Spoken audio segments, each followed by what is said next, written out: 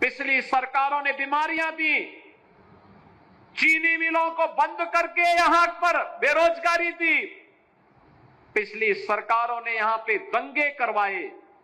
पिछली सरकारों की सोच ही वही थी। आपने देखा होगा भी,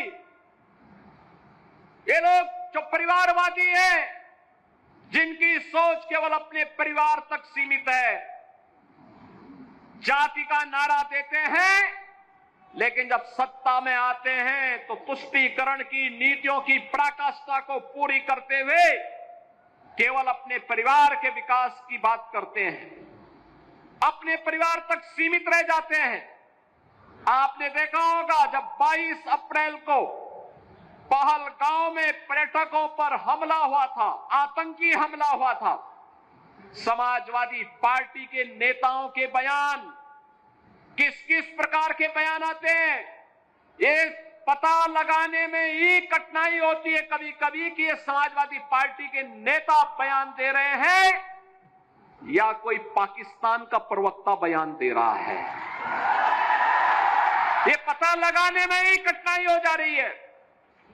आपने कल समाजवादी पार्टी के एक पदाधिकारी का मुंबई में दिया गया बयान देखा होगा। इससे पहले कानपुर का एक नौजवान अपने परिवार के साथ गया था पहलगांव, स्वर्गीय शुभम द्विवेदी की निर्मम हत्या कर दी गई। जब पत्रकारों ने समाजवादी पार्टी के अध्यक्ष से पूछा कि आप समाजवादी पार्टी आप वहां क्यों नहीं गए, तो उन्होंने कहा कि हमारी पार्टी का थोड़े था। कितना दुर्भाग्यपूर्ण और शर्मनाक बयान है। बहनों और भाइयों, देश की संवेदना होनी चाहिए अपने नागरिकों पर। पूरा देश पार्टी लाइन से ऊपर उठ करके एक साथ इस घटना की निंदा कर रहा है और समाजवादी पार्टी के लोग इस प्रकार का दुर्भाग्यपूर्ण बयान देते हैं, इस प्रकार का दुर्भाग्यपूर्ण बयान देते हैं।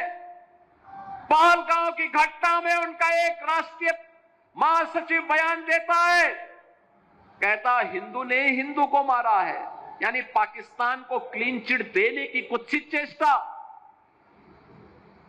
उनका एक सांसद उससे भी घटिया स्तर का बयान देता है।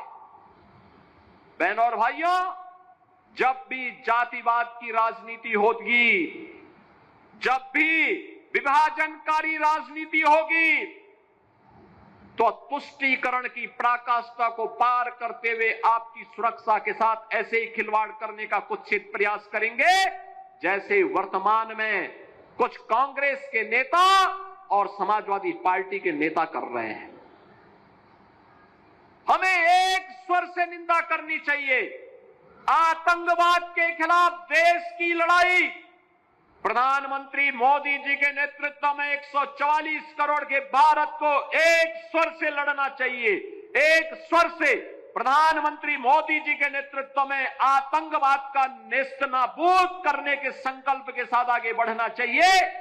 इस संकल्प के साथ अगर हम आगे बढ़ेंगे तो जैसे 10 वर्ष में आपने देश से आतंकवाद को, नक्सलवाद को, उग्रवाद को समाप्त होते हुए देखा होगा, ऐसे ही जो थोड़े तत्व सिर उठाने का प्रयास कर रहे हैं, इनके भी जहन्नुम में जाने के दिन बहुत शीघ्र सामने दिखाई देंगे।